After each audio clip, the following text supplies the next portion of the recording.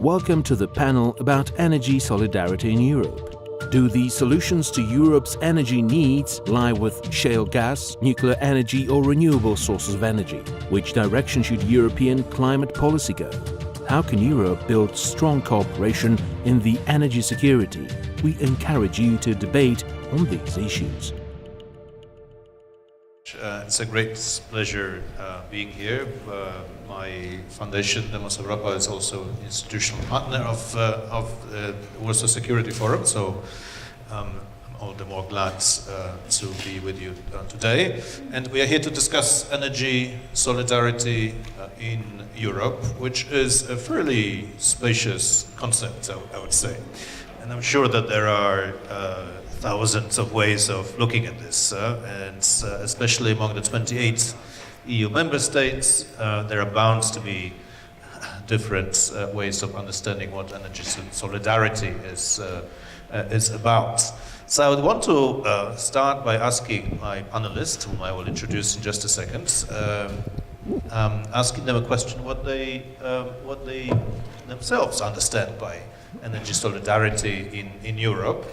And in the second round, I would ask them how to bring it about. But first of all, let's see whether we would have a common definition of objectives. This will be an interactive discussion among us here on the podium, and I will want to open up as soon as we are done with the essentials. Let me introduce Brigham McCown, who works in the private sector consulting companies on government regulation, on risk mitigation, but he also served in the George W. Bush administration in high executive positions, and he writes for various notable media outlets like Forbes, for example. Now David Buchan, he's senior fellow at the Oxford Institute for Energy Policy, and he currently researches something which I'm sure will come up in the discussion, namely how the different subsidies for renewables in Europe add up to each other, if I'm not mistaken. If my intelligence is right, that's what David is currently working on. And last but not least, Steen Hommel, who is the ambassador of Denmark to Poland, a very achieved one and active. But someone who also had a distinguished career in the Danish diplomatic service, numerous postings, including distant locations like Kuala Lumpur. So, gentlemen, maybe I'll start with David. I mean, energy solidarity. When you hear this concept now in 2014, in the obvious geopolitical circumstance of the tension with Russia, what do you think we should mean by it? Well, thank you, and thank you for asking me here. It's basically collective, energy solidarity is collective energy security. It's been given a particular angle and profile this year by, obviously, the Ukraine crisis, and largely the Polish reaction to the Polish government's reaction to that. So what energy security is, usually defined as a steady supply of energy at reasonable prices.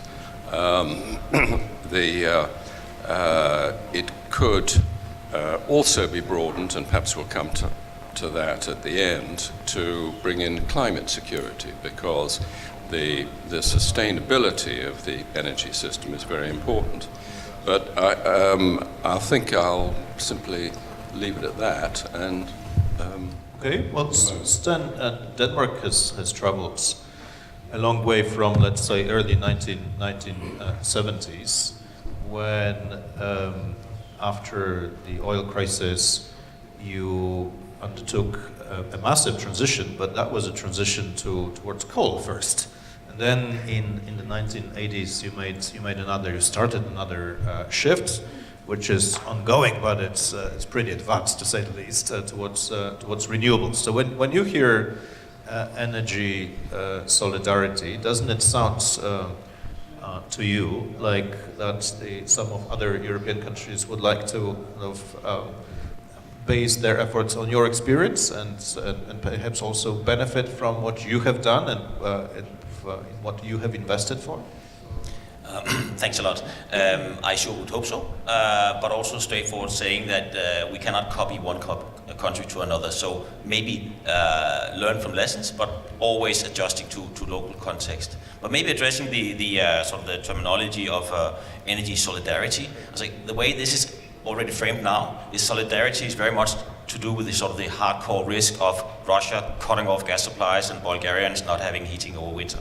So I would argue for a heading more of energy cooperation, because this is not something, we have a short-term challenge, but we have a long-term need.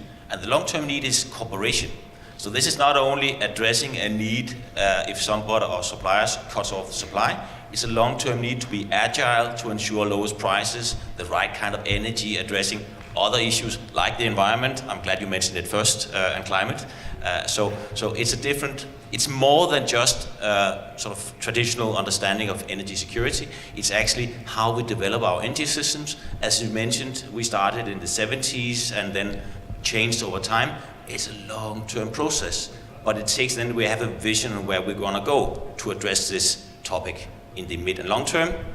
Short-term reactions differ.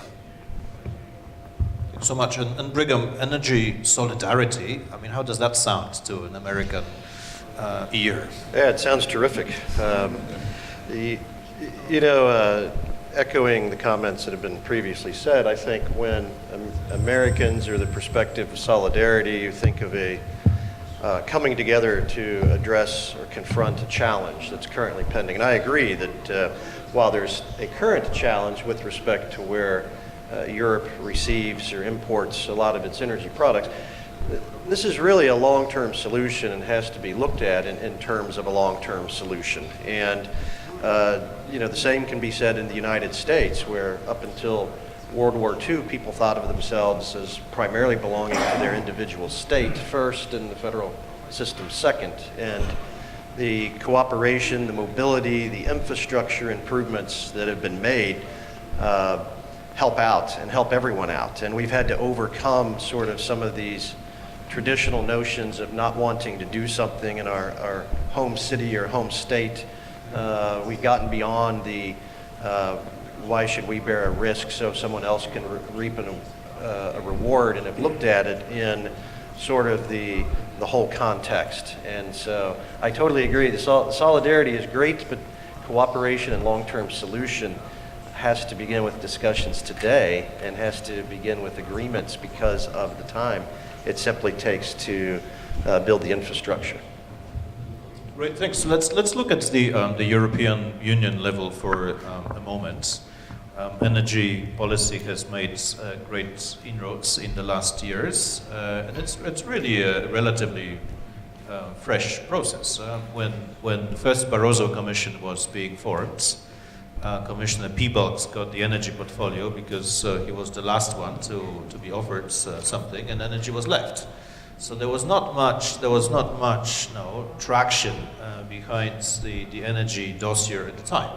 Now it's one of the most important dossiers in the European Commission, with the new vice president, the Slovak Šefčovič, being tasked with leading efforts on the energy union. Before we get to the energy union, David, if you could tell us how far has the EU energy policy advanced in the meantime?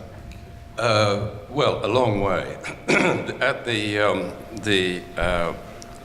the outset of the EU, or the European Economic Community as it was, there were these treaties about coal as well as steel and Euratom. You would think from that energy played an important part. This is completely misleading. Those were basically political projects, Euratom basically, so that France could make sure that Germany wasn't building nuclear weapons. The coal and steel community was really to do with these were weapons of war, putting them under communal control. In the succeeding years, the energy policy in the EU was really secondary to agencies like the International Energy Agency. So there were some oil safeguarding rules, oil stockpiling, oil sharing, but really all that the EU did was simply duplicate rules that had been agreed at a wider level, the IEA, which also includes North America and Japan. So we get to, that brings us to about 20 years from now. There's been a long effort to integrate the energy market on the model of liberalization of cross-border competition and getting governments out of the business. This is now this hasn't by any means totally succeeded, but there has been considerable progress. Now, to come to these three aims of European policy: security, affordability, prices, and sustainability of the environment. There are three sort of. If you could imagine, you sometimes see this at traffic lights. You see people juggling three balls, and when you juggle three balls, there's always one which is up in the air, so you can pass the other two balls between your hands. So first of all, we had, in the run-up to Copenhagen, we had climate was up in the air. It was the top priority. Then we had, that was 2009, that came to for the moment, a sad end. Then we had the rising concerns about costs, energy costs and competitiveness, which hasn't by any means gone away, but that was eclipsed this year by, obviously, the Ukraine. Now, the concern there was to do with gas. So there are some specifics about gas and the gas market and the Russian share. And I would recall, though, that it was Ronald Reagan who, in the early 1980s, just about the time that Poland was struggling with martial law and had other concerns, but Ronald Reagan was warning the West Europeans not to become supply technology which could enable the more import of Russian gas into Western Europe and thereby increase the dependence of Western Europe on Russian gas and possibly expose Western Europe to energy leverage. Anyway, that was the West Europeans paid no attention whatsoever. Even Mrs. Thatcher, his good friend Mrs. Thatcher, defied American attempts to stop that technology going to the Soviets. So I'm going on a little too long, but let me just say that there are two ways in which you can approach, or the European Union, and most people can approach energy security, through the market or government intervention. Now, the EU has done both. So the one element has been to integrate the energy market, to get maximum number of suppliers into the market. Another aspect has been, and that has gone fairly well. I mean, it's a very, very slow process. Trying to link gas markets. It's a question of pipes, the physical hardware. It's also a question of cross-border trading arrangements. You need network codes to be agreed. You need special sort of trading zones to be created as large as possible for gas. It's been a slow business. And then the other aspect has been government intervention or regulation, and there has been various attempts, rather unsuccessful at the outset, but I think my basic point is I want to say that the EU was particularly badly prepared for energy security issues at the time in 2004 when Poland and 7 other Central and East European countries came into the EU. They had a ridiculous piece of legislation about sharing, which that piece of legislation would have meant that it only required coordination at the EU level if the whole EU lost 20% of its gas for a period, I think, of 8 weeks. And that would have meant that about at least half a dozen countries would have sort of froze to death before the EU, at the EU level, anyone in Brussels lifted a finger. So they were really unprepared for the degree of anxiety about energy security which Central and Eastern European countries brought into the EU. That at last has changed, and obviously with Ukraine, there's been a fairly total change. The West Europeans and all the Brussels institutions are now, fully aware of the issue.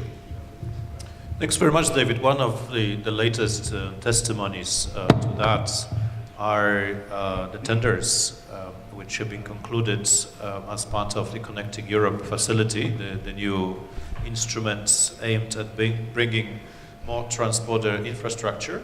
And the first decisions are exactly about projects in this region, and especially the Poland-Lithuania electricity bridge, the gas interconnectors between Central European countries. So that's but latest in the process which you have described, starting a few years ago. Now, Steen, EU member states have a treaty-based right to shape their energy mix on the one hand. On the other, this right is constrained by climate targets on the one hand and market integration on the other. And that market integration, even though relatively slow in coming about, is happening. What sort of opportunities does it bring for the purpose of preserving solidarity? I guess that you can turn the national right to decide on energy mix into a limitation. You can invent a lot of barriers why things cannot happen. But I think changing to seeing the possibilities could actually make a big difference for starters. The example of excess wind power produced in Germany being a nuisance to the Polish grid is just a very good example of the challenges we're looking at. I do not think any Polish household would mind cheaper electricity. And this is actually once in a while available for Germany. But because the grid is not flexible enough to adjust or trade mechanisms are not in place, it's a burden instead of a benefit. This is just an example of where the development is still lacking and where there are great opportunities where one country could help out on a peak need or different kind of energy type, diversification, or different price, that would definitely benefit, in this case, Poland. So this national sort of prerogative on deciding energy mix shouldn't be a barrier. And I think we should focus on what's the long-term potential. And the long-term means also that you have to make the decision in the short run to make the long-term possible. But of course not insisting on the long-term objective happening tomorrow. That's maybe some once in a while the blocking thing. I, as a Dane, being very green and very progressive and always pointing to our success, when I go into a meeting with my Polish counterparts, I would never ask for copying the Danish model tomorrow. But I would hope for seeing the potential in a 10, 20, 30-year perspective. I think we have some blocks built in, but I do not think that the regulation and rule framework is actually the problem. It is also our long-term vision and willingness to do this. Trust in it is possible. Thanks very much, Stan. I was at an event in Berlin a couple of weeks ago where someone made a suggestion that the German household should receive a Nobel Peace Prize for saving the world's climate because of the 23 billion euro annual subsidy bill that the German consumers have put up with for quite some time.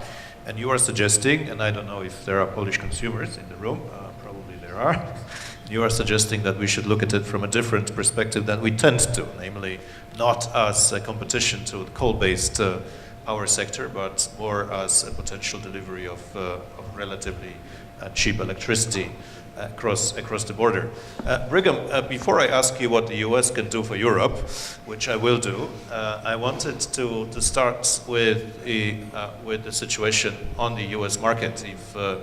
If you could enlighten us about the key trends and especially how the Obama climate policy will feature in that equation. Interesting as it is, I mean, because it's pretty much what from a different angle Europe has concluded, namely that you need to have a diverse system in which solutions are the ones which are suitable for the individual states in this case, or member states in the case of Europe.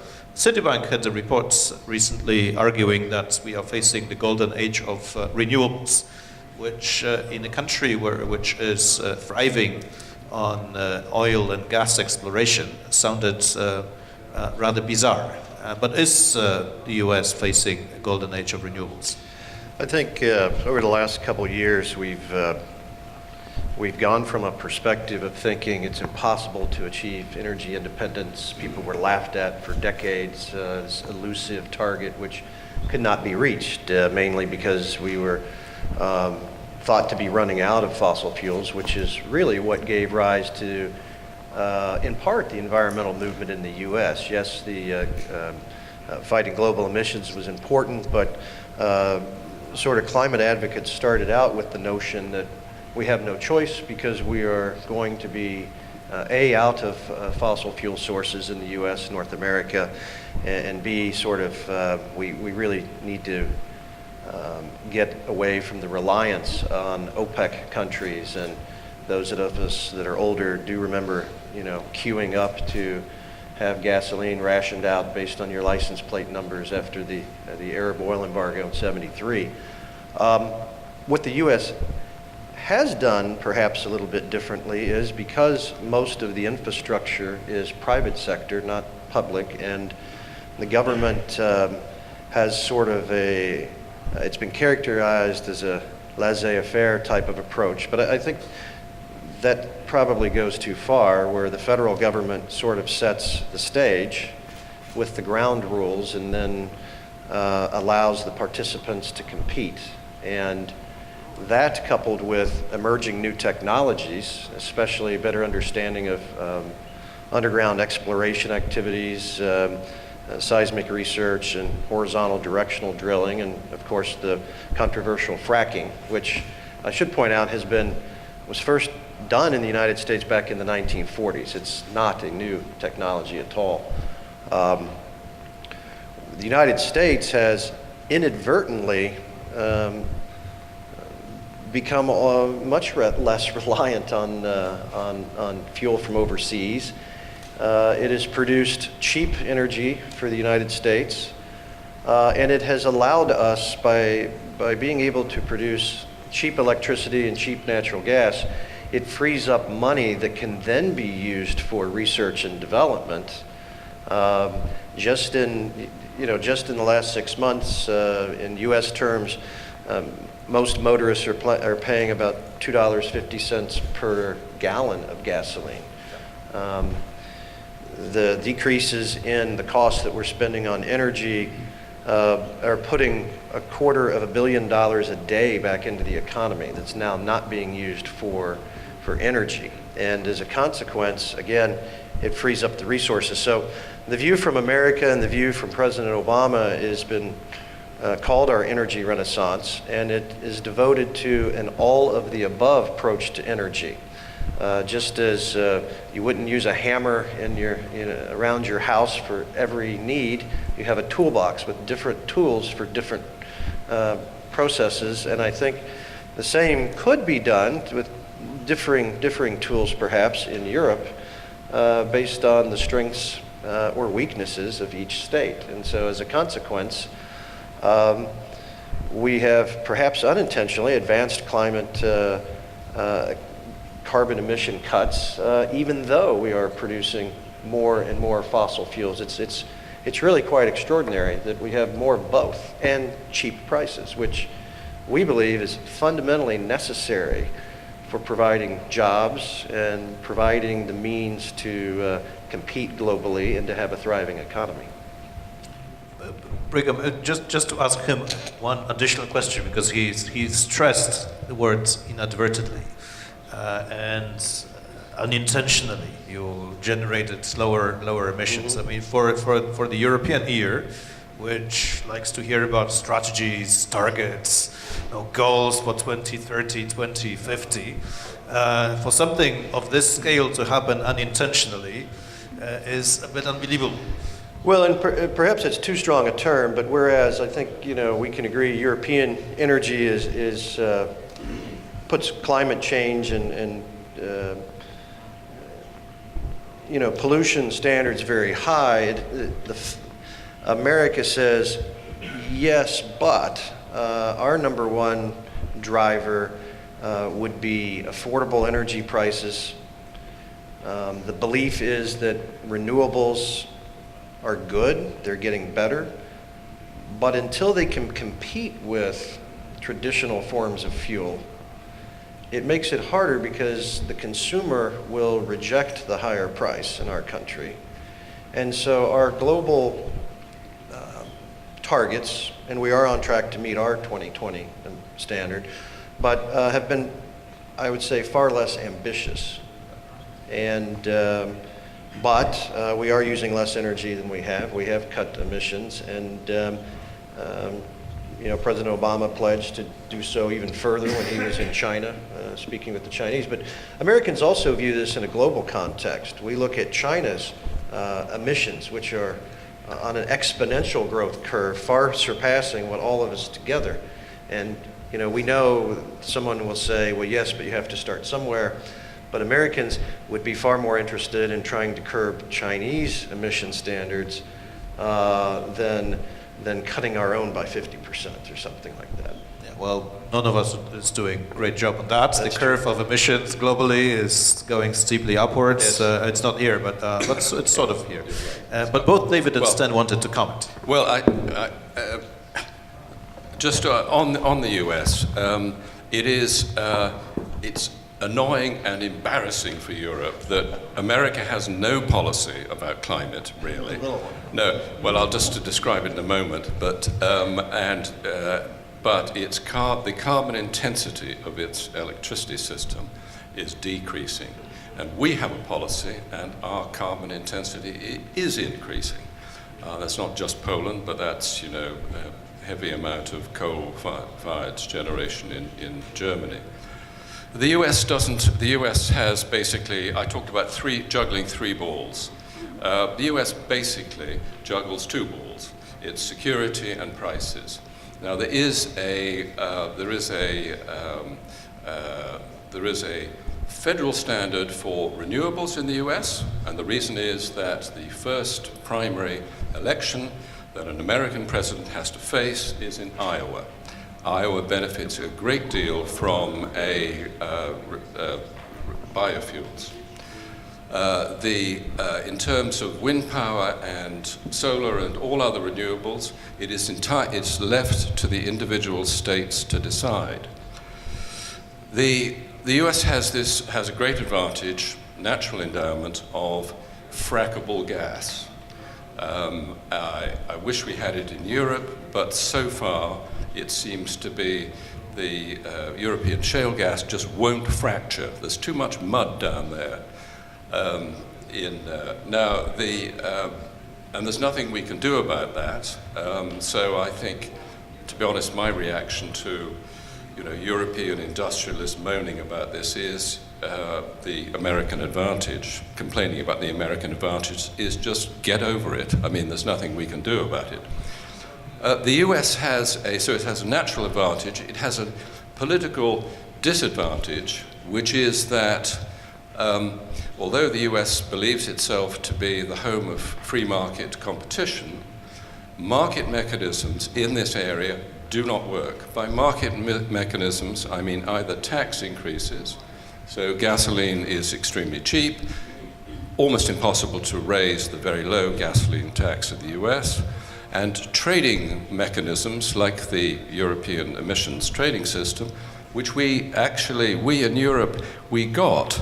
It was inspired by an experiment in the US in a rather limited area to do with nitrogen and sulfur.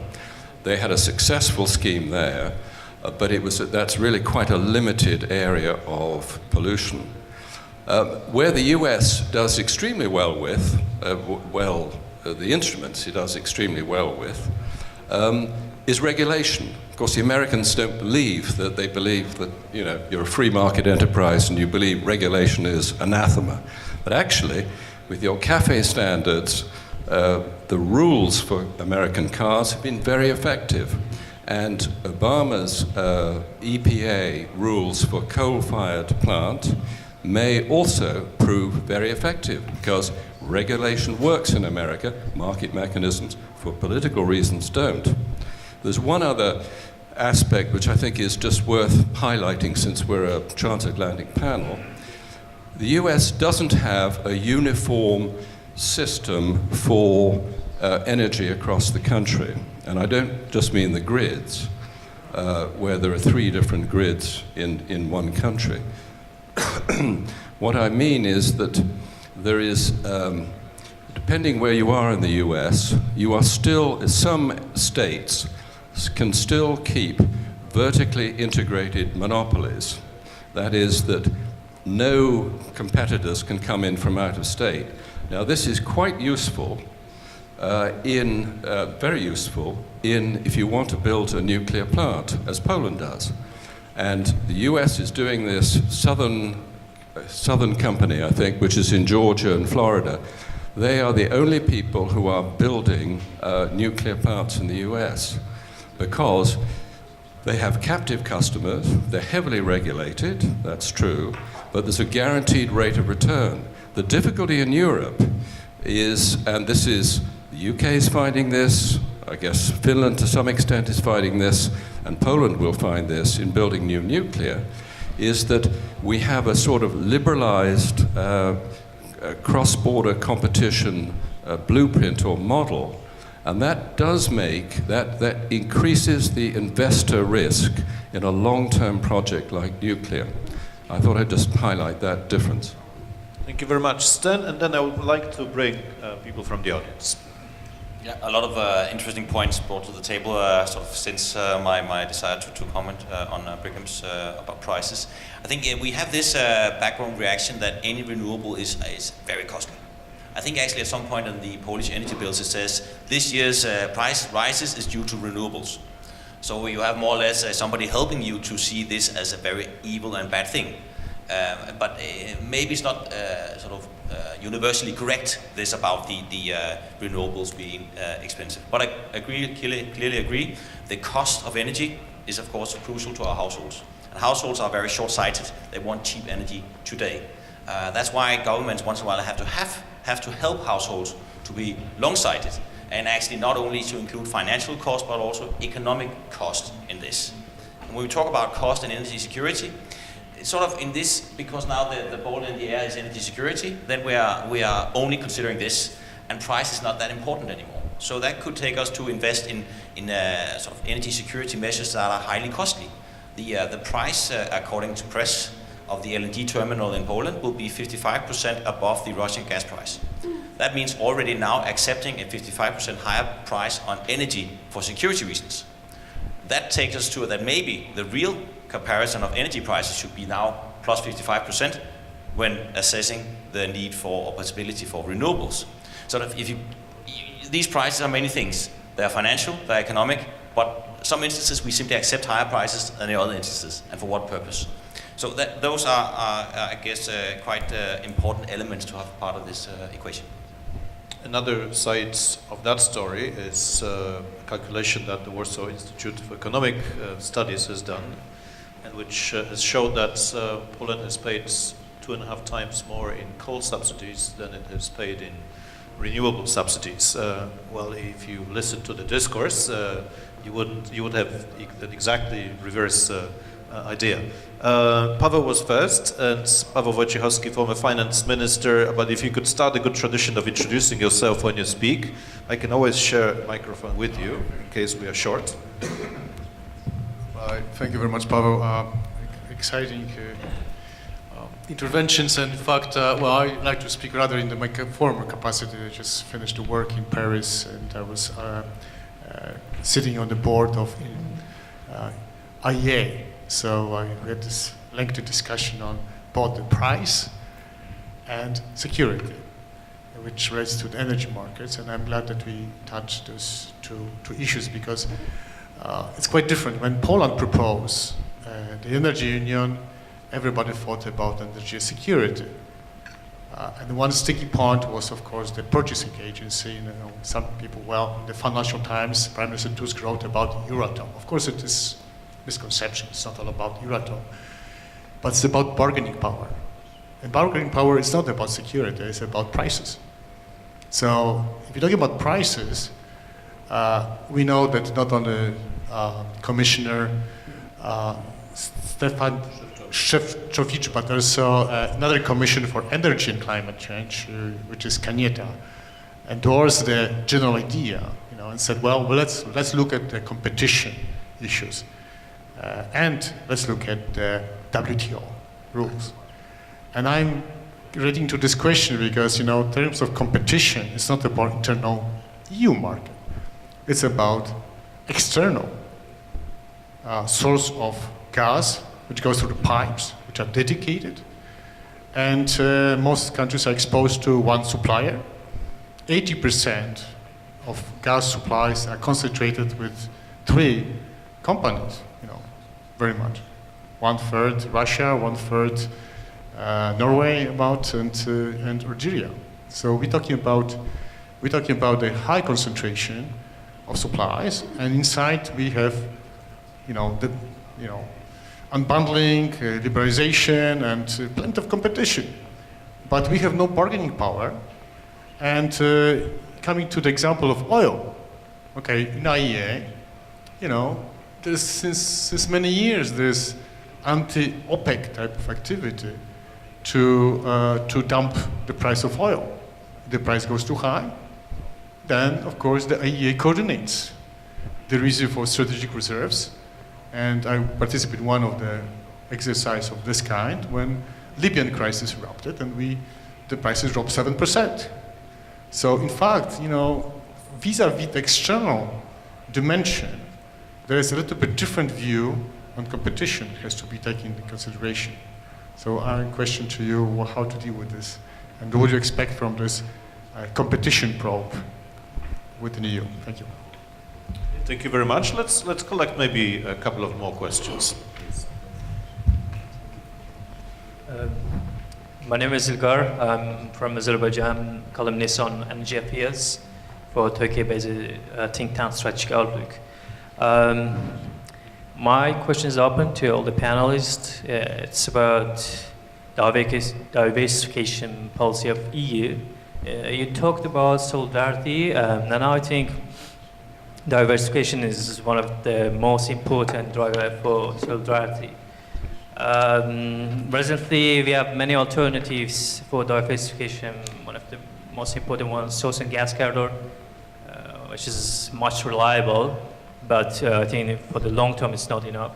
We have Iraqi gas, but we have also ISIS trade, and they capture some oil and gas fields already. We have Mediterranean, we have conflicts there, Turkey, Cyprus, Israel, Palestine, and Syria also. We have US shale gas, which is a bit unclear for the mid-term or long-term because of price matters and logistic matters. What EU should do to formulate sustainable and comprehensive diversification policy? This is the issue that single individual countries cannot achieve. Thank you. Thank you very much. Maybe last question in this round. Thank you very much. My name is Paweł, a Danish writer. Much interested in Europe and completely ignorant of energy, except that I use it, of course. But a question we should actually, the session is about solidarity. And I think we're talking about prices and competition, which is fine. But my simple question, I hope it's simple, it's certainly naive, is why is it not possible for us in Europe, for example? I think we should exclude the United States, which is now either completely on its own concerning energy, but would it not be possible within the EU that we moved towards a stage where a EU office would regulate all this, would negotiate with the producers of energy, Russia, for example, would negotiate on behalf of the entire EU instead of leaving it to various agencies and competition, etc. We would then be in a very strong position concerning prices. It would probably be quite impossible for example, Russia to impose sanctions for a very long time. And we could then move on to the stage of solidarity where we said, whatever happens, we will supply, for example, Ukraine, we will supply Bulgaria and other countries which are dependent for the moment of the whims of producers. We would buy everything and we would make sure that it's partitioned out and the prices will be more or less uniform, maybe according to buying power, etc. I mean, it may be a stupid question, but should we not think of moving in that direction instead of just relying on what we call prices and competition? Solidarity. Thank you. Yeah, thank you very much. So we have basically two questions. One is about the bargaining power and whether you want to achieve this through a single agency or otherwise is another question. And then an issue of diversification, which for many intents and purposes is like Fata Morgana for Europe. It's a moving target that keeps on disappearing on the desert. Stan, why don't you start? Okay, of course, tough questions since they're not already answered because they are obvious questions. About diversification, I would say that the starting point for diversification would actually be a well-functioning internal market. If we had a market where a surplus kilowatt could be sent from Lublin to Berlin and traded freely with no barriers, no hidden interest and so on, that would really allow us to search for the cheapest kilowatt from the kind of source we would like to have. Denmark would go for a clean source. So this would then allow countries, members of this cooperation internal market, to add in the comparative advantages they have. And actually, looking at the big geographical area of Europe, including Norway for sake of argument, hydropower a lot, wind in Denmark, coal in Poland, maybe shale gas somewhere, sort of that would allow all these inputs to be available in the same grid, and that you could explore the most cheap, the readily available, the surplus when needed. But we simply have some physical limitations right now. We do not have cabling grids, we don't have pipelines making this possible. One of my points about the energy security side and solidarity would be that we have a slight focus on this being a backup need, the interconnectors, in terms of somebody shutting off the gas supply. My point would be any interconnector that we do should be part of forming a well-functioning, technically also, internal energy market as a prime starting point for actually making this possible. As long as we have balancing zones out of balance, and we have 100 of those, it really doesn't make sense to diversify. Then you have to diversify within each balancing zone, more or less. So it takes a larger grid to make these things happen. And I think that's maybe more or less the starting point. And it's not only across borders, it's also internally in our states in Europe that we have these challenges still. And I love this Danish example about Nord Pool, where we with Norway and Sweden and Baltic area, that when the wind blows in Denmark, we use it, and we actually even export it, and when it doesn't, we get the hydropower from Norway. We fit like two Lego bricks here together, and that's maybe by chance, but we use it. And we do not invest in peak capacity because it's simply available somewhere else. We save a lot of money. And maybe back to the point of price, if I dare, land-based wind power is today the cheapest investment to get new kilowatt hours in the Danish grid. It's cheaper than coal, also biomass and so on, because we made a lot of other investments. Right now, this is our case. But this is a diversification we could add to a more integrated European grid. And maybe one comment on the monopoly, buyer monopoly. Well, in general, Denmark does not favor monopolies, neither on the buyer or the supplier side. So we do believe in also this in diversification, that we should not establish a buyer monopoly, that we still have the option individually to supply the sources and sources. But we are strong supporters of the transparency in this.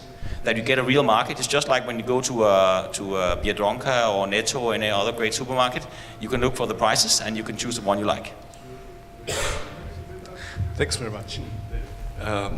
Yes, I think is the idea of a European Union buying agency a stupid question?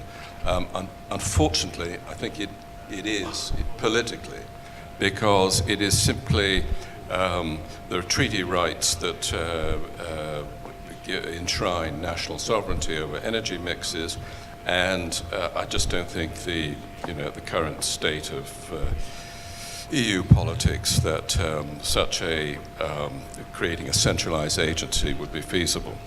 Would it? Here we're talking really about gas, because oil is a world market, more or less single price. Coal, pretty much a world market and a world market price. And electricity is not really traded in great quantities beyond national borders.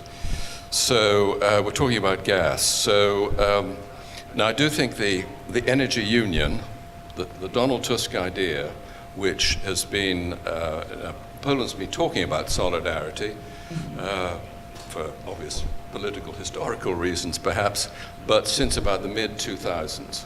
And the previous government, the Kaczynski government, tried to get NATO interested in this and, have talk about energy security, energy solidarity. NATO said at the time, the Americans were quite keen, the British, following the American line, were also supported that. France and Germany said, frankly, no, we don't want to militarize energy security. I think they were right, the French and the Germans on that. And so it got, Poland took the idea to the European Union, got it written into the Treaty of Lisbon, that various tasks should be carried out in a spirit of solidarity. Now, not much has happened since that Treaty of Lisbon, whatever that was, 2010. I think it's a useful political label to get some things done. And maybe the Donald Tusk idea of attaching one concrete proposal, which is pretty far-reaching, this collective gas buying, was really quite clever, because people said, well, actually, that's a step too far. But if you suggest some other things, smaller steps, well, we can agree. And so I think there's going to be quite a lot of, there's a bit of useful momentum behind this idea. But the idea that if you were to, on prices, for instance, if you were to hook up, if a couple of countries, Central East European countries, 100% say dependent on Russia, were to say, well, actually we want to negotiate jointly with Gazprom, I don't think you get any concession on price, because Gazprom will give, and this is probably not so different from other gas companies, they will give a discount on their long-term contracts where the recipient country has an alternative. And that's usually where they've got a gas trading hub. And so, where you can show the Russians you've got an alternative, they'll back down. Simply stitching together several countries who are 100% dependent upon Gazprom and have as yet, no alternative source, would, I think, get you no discount, no benefit in price. On oil, the IEA philosophy, as you know, has always been the stockpiles in various either government or commercial hands in Europe, and in government hands, the big SPR in the US. That is for strategic reasons, for a cutoff in supply. It's not for, the general philosophy is it's not for trying to manipulate the market to lower the price. And I think President Clinton got into a certain amount of trouble in the 2000s or something for using it just to, I think he was coming up for re-election, releasing some oil to lower the gas price when there was no actual cut-off of oil. And just on diversification, yes, diversification of sources of gas. I think really what the EU needs is a little bit of a gas strategy, but on the demand side, because as the US has shown, it is quite a useful transition fuel to a cleaner energy system. And unfortunately, there's a certain, in Brussels, it's not that they're anti-gas, but they become anti-gas because it has various things like, two words, give it a bad name, fracking and Russia.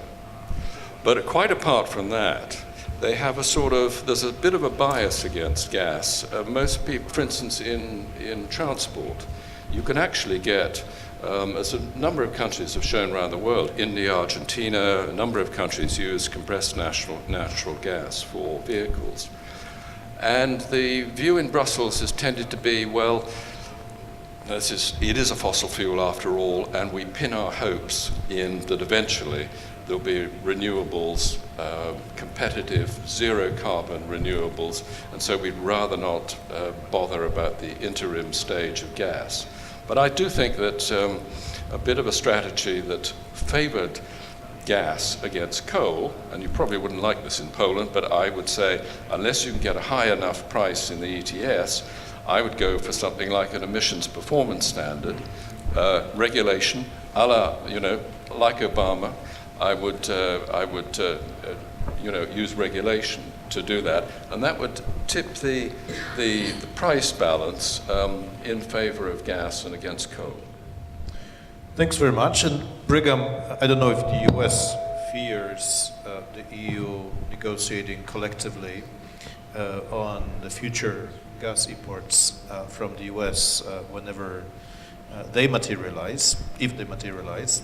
But there are a number of countries, including this one, that wants to see an energy chapter in the transatlantic trade and investments partnership.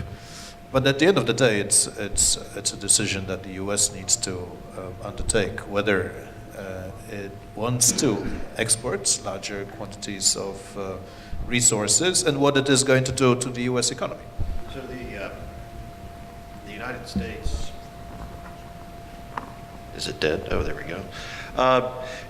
It's interesting because the United States is a net energy exporter currently.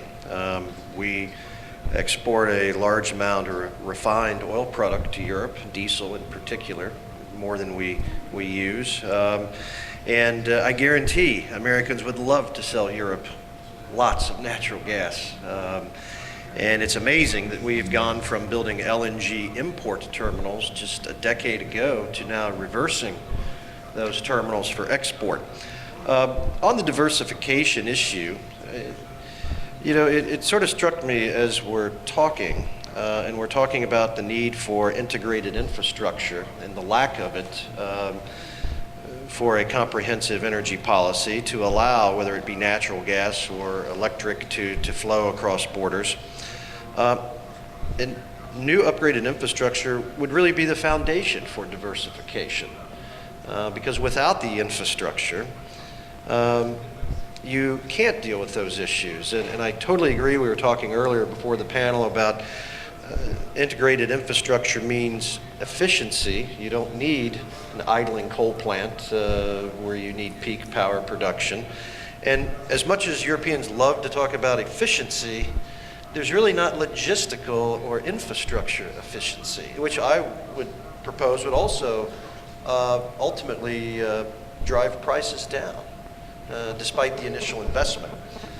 With respect to energy security, sort of the diversification is also like a shot, a preventive inoculation against, as we've said before, being dependent upon one country or another for whatever the reason, as a hedge against price increases. I think Europe banding together with both modernized infrastructure and sort of diversification will lead to better bargaining, better fuel pricing, and it's something that should be done. And as you pointed out, Reagan suggested a long time ago, but as we all know, some things are harder to do than others, and I know countries like Poland may be resistant to allowing to be swapping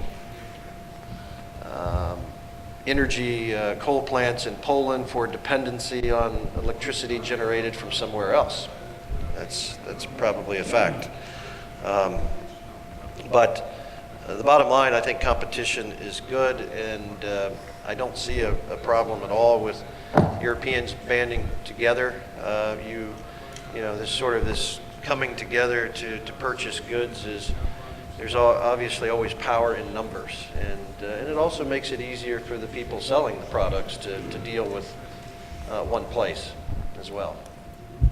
Before I start the second round, and if there are questions, then please raise your hands. But I wanted to ask about the competitiveness aspect of all that, and especially the difference in prices between the US and Europe, because in gas they are obvious, but when it comes to electricity, the prices of wholesale electricity are in fact not that different between the EU and the US.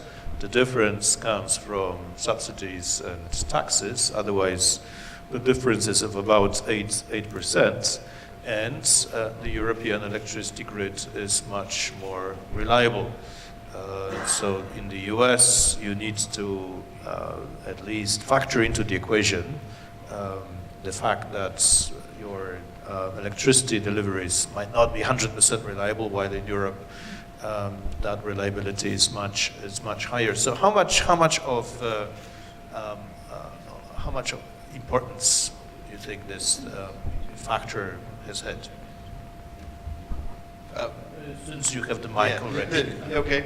Well, first, I don't know that, I think both grids need modernized, but I wouldn't call, I would disagree that America is not reliable. I think it's extremely reliable. It's, if we have 3 grids, but it's also a much larger country. And within each grid, there are redundancies, and it's not that. I also think, though, you have to factor in the subsidies, the taxes, the cost, because to get to the true cost that a consumer pays, from my perspective, looking at the German market, it's extremely expensive, and it has been a deterrent to future growth.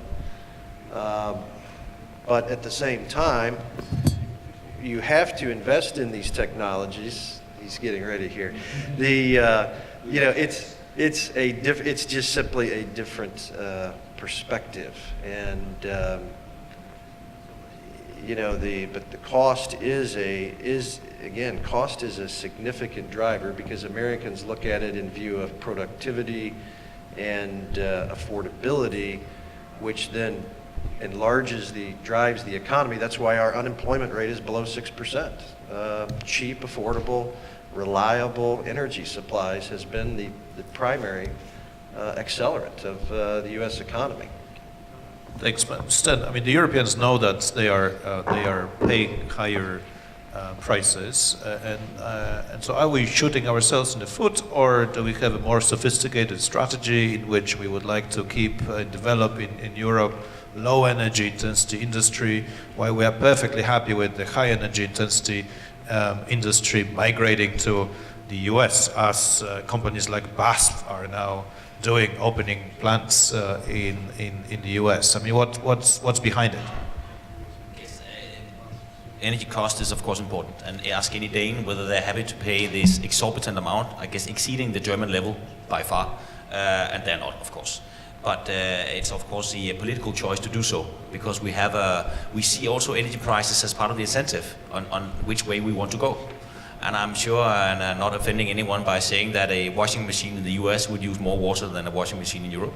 A European car would go longer on the liter gallon than a US car, and so on. So it does have an influence on the pricing. My showers are shorter in the energy crisis than they are if I go somewhere it's for free. So it does have an influence. And I would argue that actually Danish industry has become rather efficient. It also provokes innovation, that you have to consider the resources used.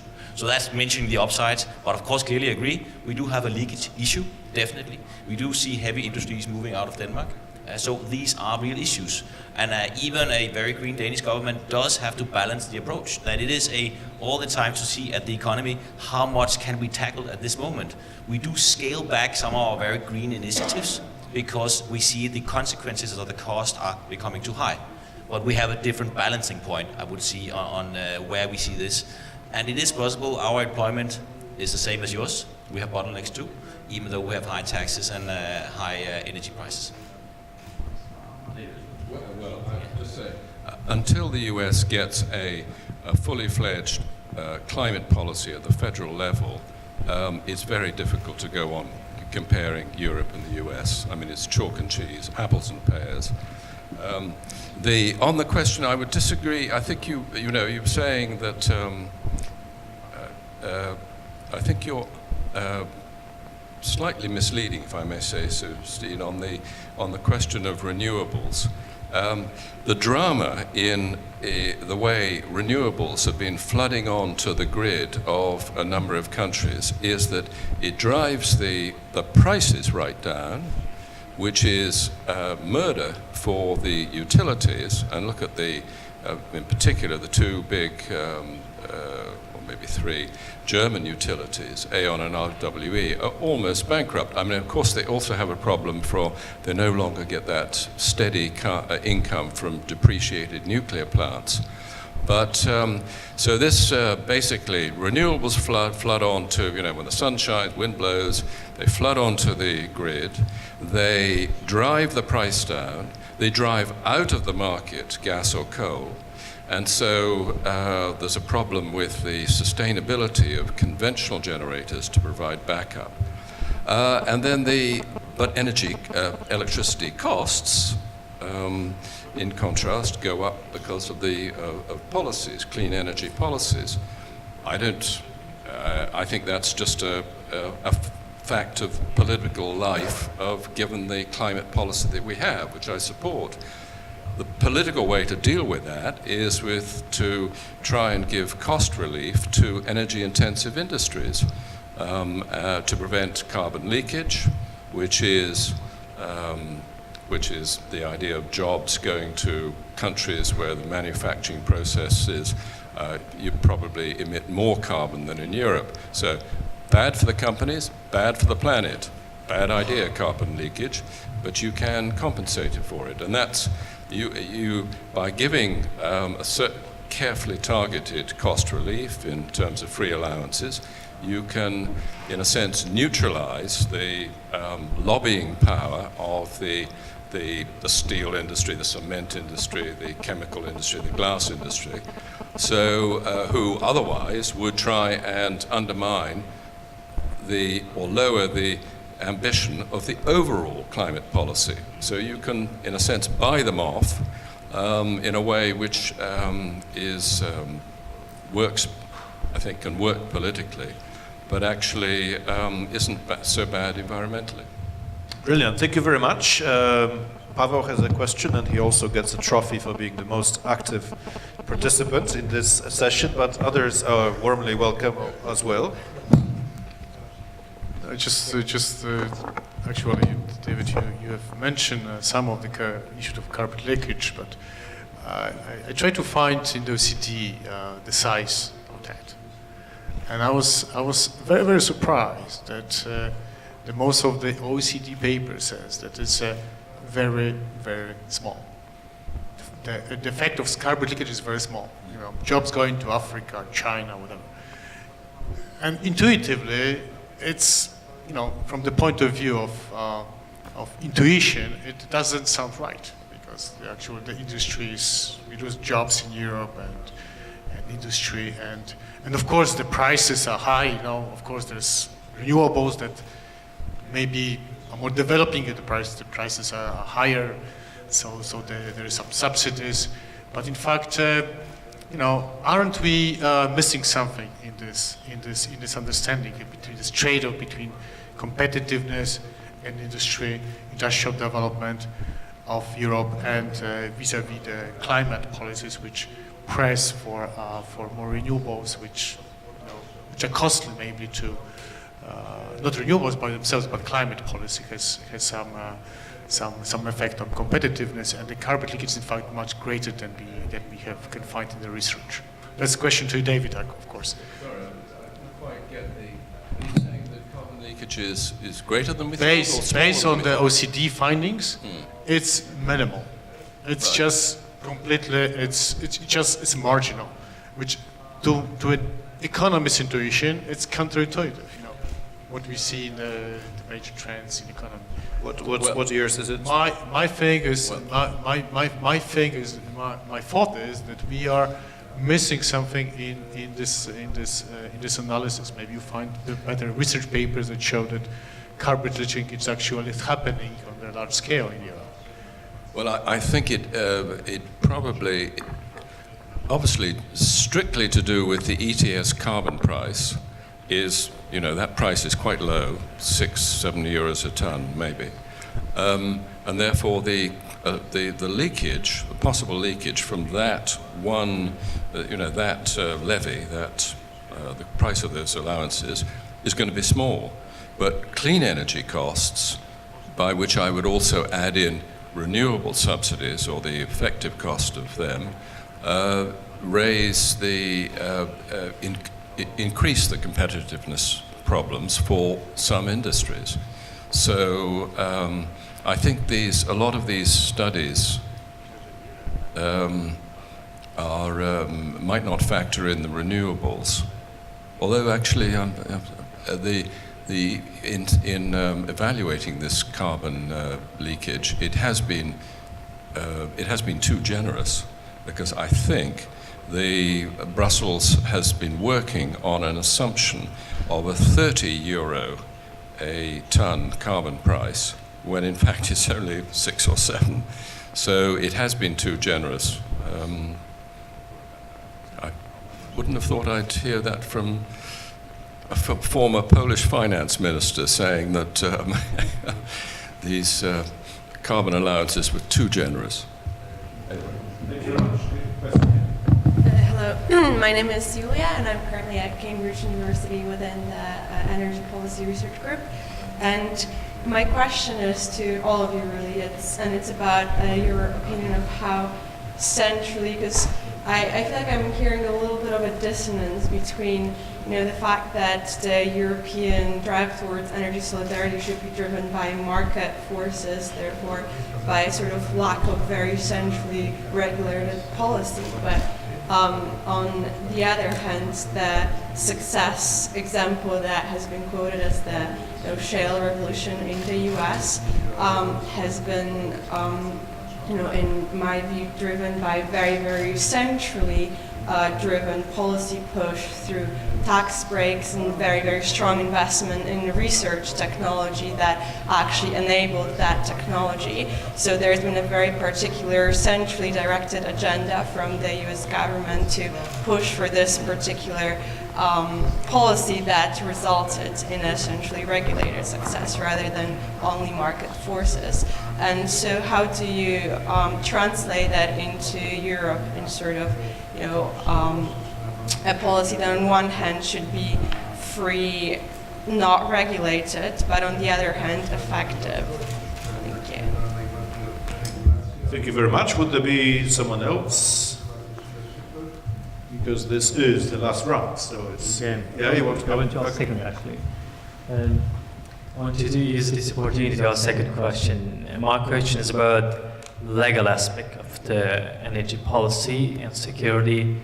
We usually talk about common energy policy, and there's some challenge for that. But actually, the problem is that the Lisbon Treaty already left the energy policy under the national sovereignty of the member states. It's the main point. And the problem in the common energy policy is the intergovernmental, more precisely, long-term intergovernmental agreement of the member states with the source suppliers. And from the other side, the Lisbon Treaty says that the legislation of the member states should not contradict with the EU acquis. How to solve this problem? I looked to the European, there's a national position, but the compromise of the member states. So that's why they cannot solve this problem. Thank you. Thank you very much. And if there are no further questions, I will want to finish with one of my own, namely a question about the energy union that you referred to earlier, and it has to do with the timing. There is now the new commission. There is someone in charge. That someone arrives in the office, and what would you recommend him to do to fill that blank sheet of paper for the moment, which is called the Energy Union? Shall we start? Well, the American perspective would be interesting on this. You may also answer the questions if you wish. Sure. Let me try to just throw a couple things together here. One thing with respect to the shale revolution in the U.S., yes, the policies, the regulatory policies have certainly helped enable it. Tax breaks, and oftentimes we talk about tax breaks or incentives for energy companies. We have tax incentives for renewables as well, but the way the U.S. tax system is set up, there is the ability to deduct or get a tax break for any infrastructure, any building of anything, and it's available to all the industries. Even Hollywood, believe it or not, can take advantage of the tax break. So it's not that it's industry specific, it's just part of the American regulatory regime or scheme that it's set up that is there to encourage construction, manufacturing, et cetera. And let's be fair, the U.S. has been very lucky. I mean, this shale gas came out of nowhere from a few years ago. So that's why I say, it's not necessarily the result of a well thought out plan. It just happened. But, sort of in American, do you say the elephant in the room? Do you use that same? In this case, there's a bear in the corner of the room. And that's the one thing we haven't really gotten to directly yet. And again, just anecdotally, as America's energy costs are going down, and they're going down. It has never happened in our country with record levels of instability around the globe. With the continued instability of the Mideast, the violence in Syria, Libya, Iraq, and so on, usually that causes prices to immediately rise overnight. It hasn't. Prices have been dropping. It's very counterintuitive to Americans. And so diversification, and the conclusion is that diversification from multiple suppliers, number one, and two, simply supply demand by increasing supply. And you don't have to increase it 50%, but just 20% increase makes a whole difference in the world. And to us, it has. And one other point I wanted to make was, I don't know that the U.S. would ever use energy policy as a sort of a diplomatic weapon. Others obviously have. And So it is very important that the EU diversify its sources of energy supplies to guard against what we're seeing. And those steps have to be taken now simply because of the amount of time it takes to build the infrastructure. And whether that is more renewables, LNG, shale gas, diversification, whatever that mix ought to be in your toolbox, as we talked about earlier, but Europe needs to get started on it. On that last point, I could very much agree. This is a long-term plan that we need to get cracking on. This white sheet of paper with no words on it yet on the energy union, I think there are many actions already. So we're definitely not from scratch. But the interesting thing is now that we actually have a feeling of a strategic need. And whether something becomes strategic, it actually means that you can then once in a while decide on maybe not insisting on our own priority for the bigger and strategic need of the whole plan, you could say.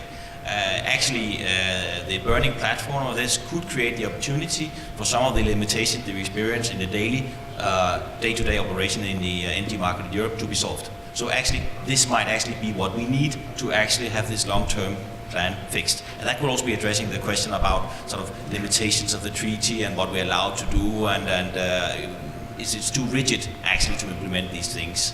So the burning platform, the need for a strategy, having the threat in the room, maybe makes this possible. So Prime Minister Tusk has a golden opportunity just to put the pressure on him here. I would love to see a bit of energy efficiency in the plan. That wasn't part of the 66 bullets or renewables, but let that come later in Brussels. On the market versus interventions, I guess Europe, we try to do both. The ETS system is an example. The ETS system is a politically sort of invented mechanism, but once you have it, you use the market terms on how to trade and deal and act within. So here you use ETS to make gives incentives for a certain behavior, but use the market within those this frame. So I guess this is the example, but it is a mix, and it tends to be too hard to get it right. And maybe a final comment on Russia. I think the long-term vision of this energy security should not be not buying gas from Russia.